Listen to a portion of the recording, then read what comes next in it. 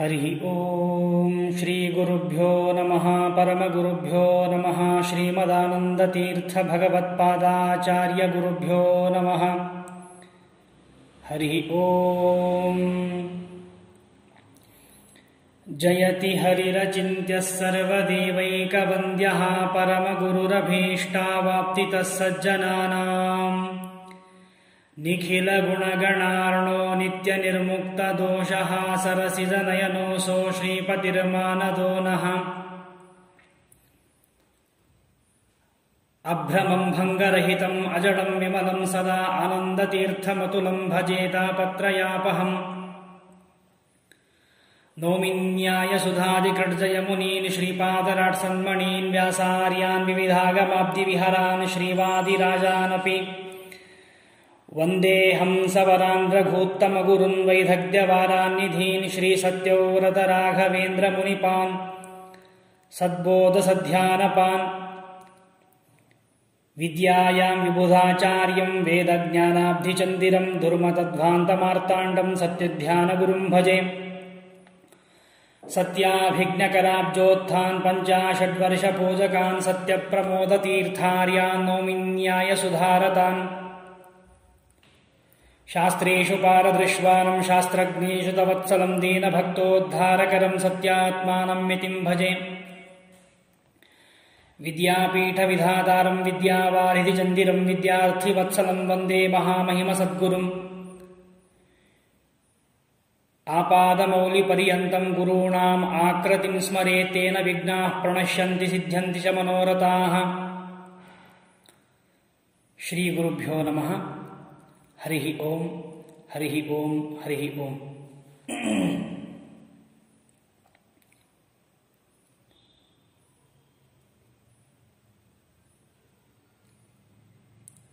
ವಿಷ್ಣು ಪ್ರಸಾದದಿಂದಾಗಿ ಕಿಂಚಿತ್ ವಿಷ್ಣು ಜ್ಞಾನವುಳ್ಳಂತಹ ಬ್ರಹ್ಮ ವಾಯುಗಳ ಅಪೇಕ್ಷೆಯ ಕೋಟಿ ಗುಣಾಧಿಗಳಾದ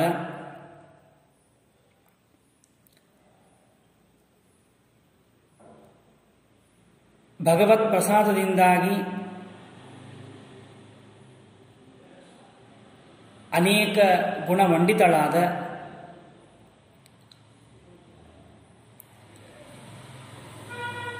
ಪರಳಾದಂತಹ ಸರ್ವದಾ ಸುಖರೂಪಳಾದ ಜ್ಯೇಷ್ಠ ನಾಮಕಳಾದ ಆ ಲಕ್ಷ್ಮೀದೇವಿಯ ಜ್ಯೇಷ್ಠ ಗೌರಿಯ ವ್ರತದ ಕಥೆಯನ್ನು ಗುರುಗಳ ಅನುಗ್ರಹದಿಂದಾಗಿ ಹೇಳುವ ಕೇಳುವ ಪ್ರಯತ್ನವನ್ನು ಮಾಡೋಣ. ಪುಟ್ಟ ಕಥೆಯಾದರೂ ಅದ್ಭುತವಾದಂತಹ ಒಂದು ತತ್ವವನ್ನು ಕೊಡುವ, ಭಕ್ತಿಯಿಂದ ಮಾಡಿದ ಎಲ್ಲ ಜನರಿಗೂ ಯಾವ ಫಲ ದೊರಕುತ್ತದೆ ಅನ್ನುವುದಕ್ಕೆ ನಿದರ್ಶನ ರೂಪವಾದಂತಹ ಅದ್ಭುತವಾದ ಆ ಜ್ಯೇಷ್ಠ ಗೌರಿಯ ವ್ರತದ ಕಥೆ ಇದೆ. ಆ ವ್ರತದ ಕಥೆಯ ಯತ್ಕಿಂಚಿತ್ ಅನುವಾದವನ್ನು ನಾನು ಇಲ್ಲೇ ಮಾಡಲಿಕ್ಕೆ ಅಪೇಕ್ಷೆ ಪಡ್ತಾ ಇದ್ದೇನೆ. ಶ್ರೀ ಗುರುಭ್ಯೋ ನಮಃ. ಒಂದು ಬಾರಿ ಪಾರ್ವತಿ ದೇವಿಯು ಅದ್ಭುತವಾದ ಮನೋಹಾರಿಯಾದ ಕೈಲಾಸ ಶಿಖರ, ಅಲ್ಲಿ ಅತ್ಯಂತ ಸುಖದಿಂದಾಗಿ ಪ್ರಸನ್ನ ಮುಖನಾಗಿ ಕುಳಿತಿರುವಂತಹ ವೈಷ್ಣವಾನಾಂ ಯಥಾ ಶಂಭು ಎಂಬುದಾಗಿ ಹೇಳಿದಂತೆ ವೈಷ್ಣವಾಗ್ರೇಸರ ಚಕ್ರವರ್ತಿಗಳಾದ ಆ ರುದ್ರದೇವರನ್ನು ಕುರಿತು ಪಾರ್ವತಿ ದೇವಿಯು ಒಂದು ಪ್ರಶ್ನೆಯನ್ನು ಮಾಡ್ತಾಳೆ. ಸ್ವಾಮಿ, ಜನರಿಗೆ ಹಿತಕರವಾದ, ಮುಖ್ಯವಾಗಿ ಸ್ತ್ರೀಯರಿಗೆ ತತ್ಕ್ಷಣದಲ್ಲಿಯೇ ಯಾವ ವ್ರತದಿಂದ ಅವರಿಗೆ ಸುಖವಾದೀತೋ, ಯಾವ ವ್ರತದಿಂದ ಸೌಭಾಗ್ಯ ಸಂತತಿ ಸಂಪ್ರಾಪ್ತಿ ಹಾಗೂ ಅವರ ಮನಸ್ಸಿನ ಅಪೇಕ್ಷಿತವಾದಂತಹ ಯಾವ ಫಲವೋ ಆ ಫಲದ ಸಿದ್ಧಿಯಾಗುತ್ತೋ ಅಂತಹ ಅತ್ಯಂತ ದುರ್ಲಭವಾಗಿದ್ದರೂ ಆ ವ್ರತವನ್ನು ನನಗೆ ಹೇಳಿ ಎಂಬುದಾಗಿ ಪಾರ್ವತಿ ದೇವಿಯು ಆ ರುದ್ರದೇವರನ್ನು ಕುರಿತು ಪ್ರಶ್ನೆ ಮಾಡ್ತಾಳೆ. ಈ ರೀತಿಯಾಗಿ ತಾಯಿಯಾದ ಪಾರ್ವತಿಯ ಪ್ರಶ್ನೆಯನ್ನು ಕೇಳಿ ರುದ್ರದೇವರು ಮುಗುಳ್ನಗ್ತಾರೆ. ಆಗ ರುದ್ರದೇವರು ಹೇಳ್ತಾರೆ, ಪಾರ್ವತಿ, ಜ್ಯೇಷ್ಠಾದೇವಿ ನಾಮಕವಾದಂತಹ ಒಂದು ಅದ್ಭುತ ವ್ರತವಿದೆ. ಆ ವ್ರತವು ಇಹದಲ್ಲಿ ಸೌಖ್ಯವನ್ನು, ಪರದಲ್ಲಿ ಮುಕ್ತಿಯನ್ನು ಕೊಡುವಂತಹ ಎಲ್ಲ ವ್ರತಗಳಲ್ಲಿಯೂ ಶ್ರೇಷ್ಠವಾದ ಅದ್ಭುತವಾದ ಈ ವ್ರತವಿದೆ. ಈ ವ್ರತವನ್ನು ಯಾವ ಸುವಾಸಿನಿಯು ಮಾಡ್ತಾಳೋ ಅವಳು ಯಾವಾಗಲೂ ಸುಖವನ್ನು ಹೊಂತಾಳೆ. ಹೀಗೆ ಅನೇಕ ಮಾತುಗಳನ್ನು ಆ ಪಾರ್ವತಿಗೆ ರುದ್ರದೇವರು ತಿಳಿಸಿದಾಗ ಆಗ ಮತ್ತೆ ಪಾರ್ವತಿ ಪ್ರಶ್ನೆ ಮಾಡ್ತಾಳೆ, ಈ ಜ್ಯೇಷ್ಠಾದೇವಿಯ ವ್ರತವನ್ನು ಯಾವ ಕಾಲದಲ್ಲಿ, ಯಾವ ಮಾಸ, ಯಾವ ದಿನ ಮಾಡಬೇಕು ಅನ್ನುವುದನ್ನು ತಿಳಿಸಿ ಸ್ವಾಮಿ ಎಂಬುದಾಗಿ ಕೇಳಿದಾಗ ಆಗ ರುದ್ರದೇವರಂತಾರೆ, ಈ ವ್ರತವನ್ನು ಮಾಡುವ ಇಚ್ಛೆ ನಿನಗೆ ಇದ್ದರೆ ಯಾವ ಸ್ಥಳದಲ್ಲಿ ಮುನಿಗಳು ಇರುವರೋ ಅಲ್ಲಿಗೆ ಹೋಗಿ ಈ ವ್ರತವನ್ನು ಮಾಡು ಎಂಬುದಾಗಿ ತಿಳಿಸ್ತಾರೆ. ನೋಡಿ, ರುದ್ರದೇವರು ಬ್ರಾಹ್ಮಣರು ಇರುವಂತಹ, ಋಷಿಗಳು ಇರುವಂತಹ ಒಂದು ಸ್ಥಾನಕ್ಕೆ ಹೋಗಿ ಮಾಡು ಎಂಬುದಾಗಿ ಪಾರ್ವತಿಗೆ ಹೇಳ್ತಾರೆ. ಇದರ ಅರ್ಥ, ಬ್ರಾಹ್ಮಣರು ಎಲ್ಲಿ ಇರ್ತಾರೋ ಅಲ್ಲಿ ದೇವಾದಿ ದೇವತೆಗಳು, ಸ್ವಯಂ ಸಾಕ್ಷಾತ್ ಭಗವಂತನೇ ನೆಲೆಸಿರ್ತಾನೆ ಅನ್ನುವುದಕ್ಕಾಗಿ ಪಾರ್ವತಿಗೆ ಆ ಮಾತನ್ನು ಹೇಳ್ತಾರೆ. ಯಾಕೆ ಅಂದರೆ ಪಕ್ಕದಲ್ಲೇ ರುದ್ರದೇವರಿದ್ದಾರೆ, ಇಲ್ಲೇ ಮಾಡು ಎಂಬುದಾಗಿ ಹೇಳಬಹುದಿತ್ತು. ಆದರೆ ಬ್ರಾಹ್ಮಣರಿಗೆ ಒಂದು ಆ ಗೌರವ, ಅರ್ಥಾತ್ ಆ ಬ್ರಾಹ್ಮಣ ಪ್ರಿಯ ಎಂಬುದಾಗಿ ನಾವು ವಿಷ್ಣು ಸಹಸ್ರನಾಮದಲ್ಲಿ ಕೇಳುತ್ತೇವೆ. ಬ್ರಾಹ್ಮಣರು ಇದ್ದಲ್ಲಿ ಖಂಡಿತವಾಗಿಯೂ ದೇವರಿದ್ದೇ ಇರುತ್ತಾನೆ ಅನ್ನುವುದನ್ನು ತೋರಿಸುವುದಕ್ಕಾಗಿ ಪಾರ್ವತಿಗೆ ಎಲ್ಲಿ ಬ್ರಾಹ್ಮಣರಿರ್ತಾರೋ ಅಲ್ಲಿ ಹೋಗಿ ವ್ರತವನ್ನು ಮಾಡು ಎಂಬುದಾಗಿ ಹೇಳ್ತಾರೆ. ಆಗ ಭೂಲೋಕಕ್ಕೆ ಬರ್ತಾಳೆ. ಬಂದು ಗಂಗಾ ತೀರದಲ್ಲಿ ಆ ಮುನಿಗಳ ಸಮೂಹವನ್ನು ನೋಡ್ತಾಳೆ. ಮುನಿಗಳಿಗೆ ನಮಸ್ಕರಿಸಿ ರುದ್ರದೇವರು ಮಾಡಿದ ಆದೇಶವನ್ನು ಆ ಋಷಿಗಳ ಮುಂದೆ ಎಲ್ಲವನ್ನು ಹೇಳ್ತಾಳೆ. ಹೇಳಿದಾಕ್ಷಣ ಆ ದೇವಿಯ ಮಾತನ್ನು ಕೇಳಿ ಅತ್ಯಂತ ಸಂತೋಷದಿಂದಾಗಿ ಋಷಿಗಳು, ಪಾರ್ವತಿ ತಾಯಿ, ನೀನು ಬಹಳ ಉತ್ತಮವಾದ ಪ್ರಶ್ನೆಯನ್ನು ಮಾಡಿದ್ದಿ. ಈ ವ್ರತವು ಇಹದಲ್ಲಿ ಸೌಖ್ಯವನ್ನು, ಪರದಲ್ಲಿ ಮುಕ್ತಿಯನ್ನೇ ಕೊಡುವಂತಹ ಲೋಕೋಪಕಾರಕ್ಕಾಗಿ ಈ ವ್ರತದ ಕಥೆಯನ್ನು ನಿನ್ನೆದುರಿಗೆ, ಅರ್ಥಾತ್ ನಿನ್ನ ಮುಂದೆ ನಾನು ಹೇಳುತ್ತೇನೆ, ಕೇಳು ಎಂಬುದಾಗಿ ಆ ಋಷಿಗಳು ಹೇಳ್ತಾರೆ. ಮೊದಲಿಗೆ ಈ ವ್ರತದ ವಿಧಾನವನ್ನು ಹೇಳ್ತಾರೆ. ವರ್ಷಾಕಾಲ, ಭಾದ್ರಪದ ಮಾಸ, ಶುಕ್ಲ ಪಕ್ಷ ಶುಭ ದಿನದಲ್ಲಿ ಯಾವ ಜ್ಯೇಷ್ಠ ನಕ್ಷತ್ರ ಇರುವುದೋ ಆ ದಿವಸ ಈ ಜ್ಯೇಷ್ಠ ವ್ರತವನ್ನು ಮಾಡಬೇಕು. ಅಷ್ಟಮಿ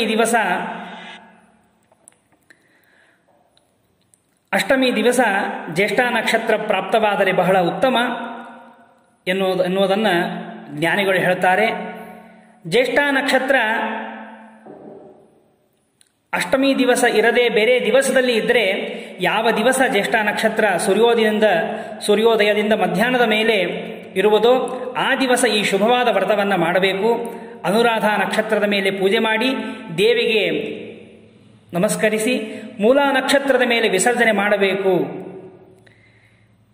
ಈ ಜ್ಯೇಷ್ಠ ಗೌರಿಯನ್ನು ಬಂಗಾರದ ಅಥವಾ ಬೆಳ್ಳಿಯ ಅಥವಾ ತಾಮ್ರದ, ಕೊನೆಗೆ ಯಾವುದೂ ಇಲ್ಲದೇ ಇದ್ದರೆ ಮಣ್ಣಿನ ಕೊಡವನ್ನು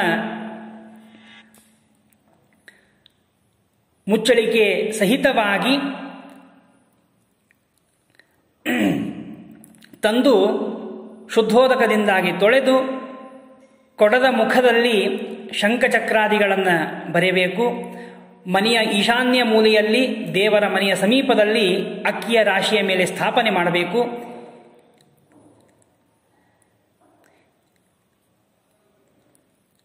ಎಂಬುದಾಗಿ ಹೇಳ್ತಾರೆ.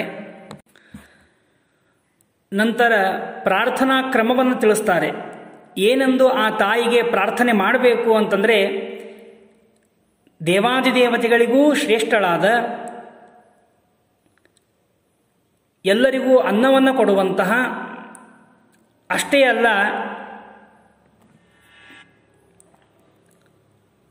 ಆಯುಷ್ಯವನ್ನು, ಆರೋಗ್ಯವನ್ನು ಎಲ್ಲವನ್ನೂ ಕೊಡುವಂತಹ ಮತ್ತು ಸಂತತಿಯನ್ನೂ ಕೊಡುವ ಹೇ ಆದಿಶಕ್ತಿಯಾದಂತಹ ಜ್ಯೇಷ್ಠಾದೇವಿಯೇ ನಿನಗೆ ನಮಸ್ಕಾರ ಎಂಬುದಾಗಿ ಪ್ರಾರ್ಥನೆಯನ್ನು ಮಾಡಬೇಕು.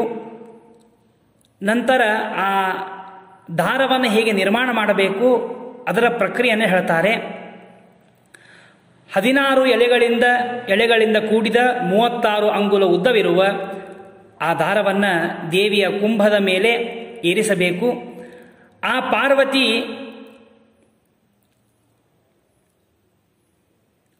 ಪಾರ್ವತಿ ಈ ಪ್ರಕಾರ ಜ್ಯೇಷ್ಠಾದೇವಿಯ ಆವಾಹನವನ್ನು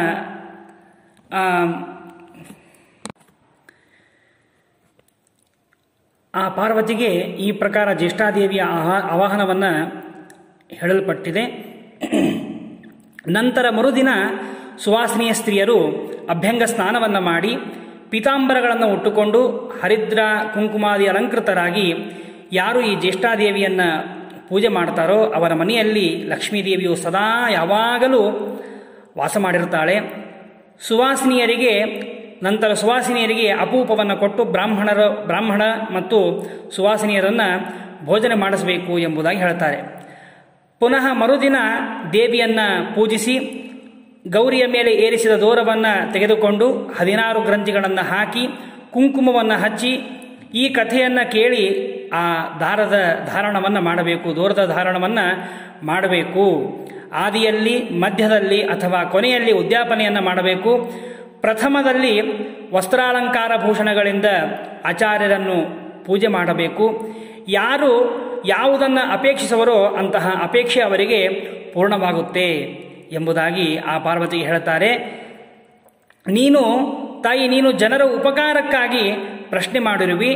ಹೀಗೆ ಆ ಋಷಿಗಳ ಮಾತನ್ನು ಕೇಳಿ ಪಾರ್ವತಿ, ಋಷಿಗಳಿರ ಪೂರ್ವದಲ್ಲಿ ಈ ವ್ರತವನ್ನು ಯಾರು ಮಾಡಿದರು, ಅವರಿಗೆ ಯಾವ ಫಲ ಪ್ರಾಪ್ತಿಯಾಯಿತು ಅನ್ನುವುದನ್ನು ನನಗೆ ತಿಳಿಸಿ ಎಂಬುದಾಗಿ ಕೇಳ್ತಾರೆ. ಯದ್ಯಪಿ ಪಾರ್ವತಿಗೆ ಎಲ್ಲವೂ ಗೊತ್ತು, ಋಷಿಗಳಿಗೂ ಗೊತ್ತಿದೆ.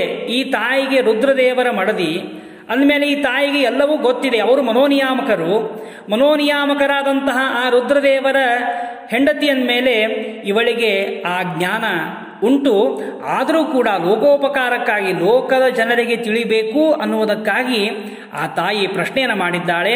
ಆ ತಾಯಿಯ ಮನಸ್ಸನ್ನು ತಿಳಿದುಕೊಂಡಂತಹ ಆ ಋಷಿಗಳು ಈ ಕಥೆಯ ಉಪದೇಶವನ್ನು ಮಾಡ್ತಾ ಇದ್ದಾರೆ. ಹಿಂದೆ ವೇದಶಾಸ್ತ್ರಗಳನ್ನು ಬಲ್ಲಂತಹ, ಸ್ವಧರ್ಮದಲ್ಲಿ ಆಸಕ್ತನಾದ, ಯಾವಾಗಲೂ ಶುದ್ಧವಾದ ಮನಸ್ಸುಳ್ಳಂತಹ ಸುಭದ್ರ ಎಂಬ ಹೆಸರಿನ ಬ್ರಾಹ್ಮಣನಿದ್ದ. ಜಯವರ್ಧನ ಎಂಬಂತಹ ಪಟ್ಟಣದಲ್ಲಿ ಅವನ ವಾಸಸ್ಥಾನ ಇತ್ತು. ಅವನ ಹೆಂಡತಿ ಅತ್ಯಂತ ಪತಿವ್ರತಳಾಗಿದ್ದಳು. ಯಾವಾಗಲೂ ಗಂಡನ ಸೇವೆಯನ್ನು ಮಾಡ್ತಾ ಇದ್ಲು. ಅವಳ ಹೆಸರು ಸುವ್ರತಿ ಎಂಬುದಾಗಿ. ಮನೆಯ ಕೆಲಸಗಳನ್ನು ಅತ್ಯಂತ ಶುದ್ಧವಾಗಿ, ಮನೆ ಎಷ್ಟು ಶುದ್ಧ ಇಡ್ಲಿಕ್ಕೆ ಸಾಧ್ಯವಿದೆಯೋ ಅಷ್ಟು ಶುದ್ಧವಾಗಿ ಅವಳು ಮಾಡ್ತಾ ಇದ್ಲು.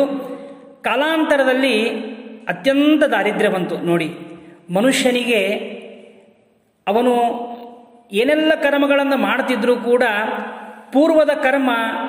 ಪೂರ್ವದ ಪ್ರಾರಬ್ಧ ಅಂತನ್ನೋದಿರುತ್ತೆ.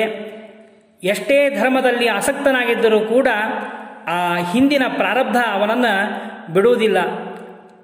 ನಾವು ಭಾಗವತದಲ್ಲಿ ಕೇಳ್ತೇವೆ, ಭರತ ಚಕ್ರವರ್ತಿ ಎಷ್ಟು ದೊಡ್ಡ ಚಕ್ರವರ್ತಿ, ದೇವರಲ್ಲಿ ಯಾವಾಗಲೂ ಮನಸ್ಸನ್ನು ಉಳ್ಳಂತಹ ಆ ಭರತ ಚಕ್ರವರ್ತಿ ಅವನಿಗೆ ಜಿಂಕೆಯ ರೂಪದಲ್ಲಿ ಪ್ರಾರಬ್ಧ ಬಂತಂತೆ ಅನ್ನುವ ಮಾತನ್ನು ನಾವು ಭಾಗವತದಲ್ಲಿ ಕೇಳ್ತೇವೆ. ಆದರೂ ಕೂಡ ಹಾಗಿದ್ದರೂ ಕೂಡ ಅವನಿಗೆ ಪೂರ್ವವೃತ್ತಾಂತ ಎಲ್ಲ ಅವನಿಗೆ ಗೊತ್ತಿತ್ತು, ಮುಂದೆ ಅವನು ಮೋಕ್ಷವನ್ನೇ ಹೊಂತಾನೆ ಎಂಬುದಾಗಿ ಅನ್ನುವ ಮಾತನ್ನು ನಾವು ಕೇಳ್ತೇವೆ. ಹಾಗೆ ಯಾವ ಮನುಷ್ಯನಿಗೆ ಯಾವ ಕಾಲದಲ್ಲಿ ಏನಾಗುತ್ತೋ ಗೊತ್ತಿಲ್ಲ. ಅತ್ಯಂತ ಶ್ರೀಮಂತನಿರ್ತಾನೆ, ಕೊನೆಗೆ ಊಟಕ್ಕೆ ಸಿಗುವುದಿಲ್ಲ. ಅತ್ಯಂತ ಬಡವನಾಗಿರ್ತಾನೆ, ದೇವರ ಅನುಗ್ರಹದಿಂದ, ದೇವಾದಿದೇವತೆಗಳ ಅನುಗ್ರಹದಿಂದ ದೊಡ್ಡ ಶ್ರೀಮಂತನಾಗ್ತಾನೆ. ಹಾಗೆ ಮನೆಯಲ್ಲಿ ಇಷ್ಟು ಐಶ್ವರ್ಯ ಇದ್ದರೂ ಕೂಡ, ರಾಜನ ಹೆಂಡತಿ ಆಗಿದ್ದರೂ ಕೂಡ ದಾರಿದ್ರ್ಯ ಅವರಿಗೆ ಬರ್ತದೆ. ಅತ್ಯಂತ ದುಃಖದಿಂದಾಗಿ ಒಂದು ದಿನ ತನ್ನ ಗಂಡನ ಮುಂದೆ ಹೇಳಿಕೊಳ್ತಾಳೆ, ಇನ್ನೇನೂ ಇಲ್ಲ, ನಾವು ಅರಣ್ಯಕ್ಕೆ ಹೋಗಿ ಇರೋಣ ಎಂಬುದಾಗಿ ಹೇಳಿದಾಗ ಆ ಹೆಂಡತಿಯ ಮಾತನ್ನು ಕೇಳಿ ಇಬ್ಬರು ಕೂಡ ಅರಣ್ಯಕ್ಕೆ ಹೊರಡುತ್ತಾರೆ. ನಿರ್ಜನವಾದಂತಹ ಪ್ರದೇಶ, ಅಲ್ಲಿ ಒಂದು ಪಾಪನಾಶನ ಮಾಡುವಂತಹ ದೊಡ್ಡ ನದಿಯನ್ನು ನೋಡ್ತಾಳೆ. ಮಧ್ಯಾಹ್ನದ ಸಮಯ. ಆ ಸಮಯದಲ್ಲಿ ಬ್ರಾಹ್ಮಣ ಆಯಿತು ಮಧ್ಯಾಹ್ನವಾಗಿದೆ, ಇನ್ನು ಸ್ನಾನ ಮಾಡೋಣ ಎಂಬುದಾಗಿ ಅವನು ಇಚ್ಛೆ ಪಡ್ತಾನೆ. ಆಗ ಸ್ತ್ರೀಯ ಆ ಹೆಂಡತಿ ದೂರದಲ್ಲಿ ಒಂದು ಜನಸಮೂಹವನ್ನು ನೋಡ್ತಾಳೆ. ನೋಡಿ ಅದನ್ನು ಅಲ್ಲಿ ಏನಾಗ್ತಾ ಇದೆ, ಏನು ಇಷ್ಟು ಜನ ನಿಂತಿದ್ದಾರೆ ಅನ್ನೋದನ್ನು ನೋಡ್ಕೊಂಡು ಬರೋಣ ಅಂತ ಅನ್ನೋದಕ್ಕಾಗಿ ಅಲ್ಲಿ ಹೋಗ್ತಾಳೆ. ನೋಡಿದರೆ ಅಲ್ಲಿ ಆ ನದಿಯ ದಂಡೆಯಲ್ಲಿ ಸ್ತ್ರೀ ಸಮೂಹ ಬಹಳಷ್ಟು ಜನ ಅಲ್ಲಿ ನಿಂತಿರ್ತಾರೆ. ಅದನ್ನು ನೋಡ್ತಾರೆ, ದೇವಿಯ ಪೂಜೆಯನ್ನು ಮಾಡ್ತಾ ಇರ್ತಾರೆ. ಅಲ್ಲಿ ಪ್ರಶ್ನೆ ಮಾಡ್ತಾಳೆ, ಹೋಗಿ ನೀವು ಯಾವ ದೇವಿಯ ವ್ರತವನ್ನು ನೀವು ಮಾಡ್ತಾ ಇದ್ದೀರಾ ಎಂಬುದಾಗಿ ಕೇಳಿದಾಗ, ಪೂಜೆಯನ್ನು ಮಾಡ್ತಾ ಇದ್ದೀರಾ ಎಂಬುದಾಗಿ ಕೇಳಿದಾಗ ಆಗ ಸ್ತ್ರೀಯರು ಹೇಳ್ತಾರೆ, ಜ್ಯೇಷ್ಠ ಲಕ್ಷ್ಮಿ ನಾಮಕವಾದಂತಹ ಈ ವ್ರತವನ್ನು ಮಾಡುವುದರಿಂದ ಸೌಮಂಗಲ್ಯ ಸೌಭಾಗ್ಯ ಎಲ್ಲವೂ ಪ್ರಾಪ್ತಿಯಾಗ್ತದೆ ಎಂಬುದಾಗಿ ಹೇಳ್ತಾರೆ. ಅಲ್ಲಿ ನೆರೆದಿರುವಂತಹ ಆ ಸ್ತ್ರೀಯರ ಮಾತನ್ನು ಕೇಳಿ ಆ ವ್ರತವನ್ನು ಮಾಡಿಸುವಂತಹ ಬ್ರಾಹ್ಮಣರನ್ನು ಕುರಿತು ಪ್ರಶ್ನೆ ಮಾಡ್ತಾಳೆ ವಶಿಷ್ಠ ಮುನಿಗಳು. ಹೇ ಮುನಿಯೇ, ಬಡತನದ ಬವಣೆಯಿಂದ ಪೀಡಿತಳಾಗಿ ನಾನು ನಿನಗೆ ಕೇಳ್ತಾ ಇದ್ದೇನೆ. ಈ ವ್ರತವನ್ನು ಮಾಡಬೇಕು ಅನ್ನುವ ಮನಸ್ಸು ತುಂಬ ಆಗ್ತಾ ಇದೆ. ನಾನು ಅಪತ್ಯರಹಿತಳು, ಮಕ್ಕಳಿಲ್ಲ, ಐಶ್ವರ್ಯಹೀನಳಾಗಿದ್ದೇನೆ, ಪತಿಸಹಿತವಾಗಿ ಇಲ್ಲಿಗೆ ಬಂದಿದ್ದೇನೆ. ಈ ಎಲ್ಲ ಸ್ತ್ರೀಯರು ಮಾಡುವ ವ್ರತವನ್ನು ನೋಡಿ ನನಗೂ ಮಾಡಬೇಕು ಅನ್ನುವ ಅಪೇಕ್ಷೆ ತುಂಬ ಆಗ್ತಾ ಇದೆ. ಹೀಗಾಗಿ ಈ ವ್ರತದ ವಿಧಾನವನ್ನು ನನಗೆ ತಿಳಿಸಿ ಎಂಬುದಾಗಿ ಆ ಋಷಿಗಳಿಗೆ, ವಶಿಷ್ಠ ಮುನಿಗಳಿಗೆ ಪ್ರಶ್ನೆ ಮಾಡಿದಾಗ ಆಗ ಆ ಋಷಿಗಳು ಹೇಳ್ತಾರೆ, ಶ್ರೇಷ್ಠವಾದಂತಹ ವ್ರತ, ಈ ವ್ರತವನ್ನು ನೀನು ಮಾಡು, ನಿನಗೆ ಎಲ್ಲವೂ ನಿನ್ನ ಮನಸ್ಸಿನ ಅಪೇಕ್ಷಿತವಾದಂತಹ ಎಲ್ಲ ಫಲವು ಆ ಜ್ಯೇಷ್ಠ ಲಕ್ಷ್ಮೀ ದೇವಿಯ ಅನುಗ್ರಹದಿಂದ ನಿನಗೆ ಪ್ರಾಪ್ತಿಯಾಗ್ತದೆ ಎಂಬುದಾಗಿ ಆ ವ್ರತದ ವಿಧಾನವನ್ನು ಹಾಗೂ ಆ ಗ್ರಂಥಿಯ ದೂರದ ದಾರವನ್ನು ಹೇಗೆ ಧಾರಣ ಮಾಡಬೇಕು, ಹೇಗೆ ಪೂಜೆ ಮಾಡಬೇಕು ಅನ್ನುವುದನ್ನು ತಿಳಿಸ್ತಾರೆ. ಯೋಗ್ಯತಾನುಸಾರವಾಗಿ ಯಥಾ ಜ್ಞಪ್ತಿ, ಯಥಾ ಮಿಲಿತ ಉಪಚಾರ ದ್ರವ್ಯಗಳಿಂದ ಆ ದೂರವನ್ನು ಪೂಜಿಸಿ ಅದನ್ನು ಧಾರಣೆ ಮಾಡಬೇಕು ಎಂಬುದಾಗಿ ಆ ಬ್ರಾಹ್ಮಣರಿಂದ ಕೇಳಿ, ಕೊನೆಗೆ ಸುವಾಸಿನಿ ಸ್ತ್ರೀಯರಿಗೆ, ಬ್ರಾಹ್ಮಣರಿಗೆ ಭೋಜನವನ್ನು ಮಾಡಿಸಬೇಕು ಅನ್ನುವ ಅನೇಕ ಮಾತುಗಳನ್ನು ಆ ಋಷಿಗಳು ಆ ವ್ರತಕ್ಕೆ ಸಂಬಂಧಪಟ್ಟ ಎಲ್ಲ ವಿಷಯಗಳನ್ನು ಅವಳಿಗೆ ತಿಳಿಸ್ತಾರೆ. ತಿಳಿಸಿದಾಗ ಆ ಋಷಿಗಳು ಹೇಳಿದಂತಹ ಮಾತನ್ನು ಅತ್ಯಂತ ವಿಶ್ವಾಸದಿಂದಾಗಿ ಕೇಳಿದ್ದಾಳೆ. ಅತ್ಯಂತ ಭಕ್ತಿ ಭರವಸೆಗಳಿಂದ ಆ ವ್ರತವನ್ನು ಮಾಡಲು ಉದ್ಯುಕ್ತಳಾಗಿದ್ದಾಳೆ. ಕೊನೆಗೆ ತನ್ನ ಗಂಡ ಇರುವಂತಹ ಸ್ಥಳಕ್ಕೆ ಹೋಗಿ ಅಲ್ಲಿ ನೋಡ್ತಾಳೆ, ಒಂದು ದಿವ್ಯವಾದಂತಹ ಅದ್ಭುತವಾದ ಪಟ್ಟಣ. ಆ ಪಟ್ಟಣದ ನಡುವೆ ಧನಧಾನ್ಯಗಳಿಂದ ಸಂಪತ್ತಿನಿಂದಲೂ ತುಂಬಿದಂತಹ ಒಳ್ಳೆಯ ಅದ್ಭುತವಾದ ಲಕ್ಷಣಗಳ ಉಳ್ಳಿರುವಂತಹ ಒಂದು ಮನೆಯನ್ನು ನೋಡ್ತಾಳೆ. ಮನೆಯಲ್ಲಿ ತಾನೇ ಸ್ವತಃ ಲಕ್ಷ್ಮಿಯಂತೆ ಕಾಣ್ತಾ ಇದ್ದಾಳೆ. ಆ ಬ್ರಾಹ್ಮಣ ಇದನ್ನೆಲ್ಲವನ್ನು ನೋಡಿ ಅವನಿಗೆ ಒಂದು ಆಶ್ಚರ್ಯವಾಗಿ ಬಿಡುತ್ತದೆ. ಆಶ್ಚರ್ಯವಾಗ್ತದೆ, ಈ ಪ್ರಕಾರ ವೈಭವ ಯಾರ ಪುಣ್ಯದಿಂದ ನನಗೆ ಪ್ರಾಪ್ತಿಯಾಯಿತು, ಯಾರ ಅನುಗ್ರಹ, ಏನೂ ಇಲ್ಲದೆ ನಾವು ಕಾಡಿಗೆ ಬಂದಿದ್ದೇವೆ. ಆದರೆ ಇಷ್ಟು ದೊಡ್ಡ ಮನೆ, ದೊಡ್ಡ ಪಟ್ಟಣ, ಎಲ್ಲ ಧನಕನಕಾದಿಗಳಿಂದ ಸಮೃದ್ಧವಾಗಿದೆ. ಇದು ಯಾರ ಅನುಗ್ರಹದಿಂದ ಬಂತು ಅನ್ನುವ ಮಾತನ್ನು ಕೇಳಿದಾಗ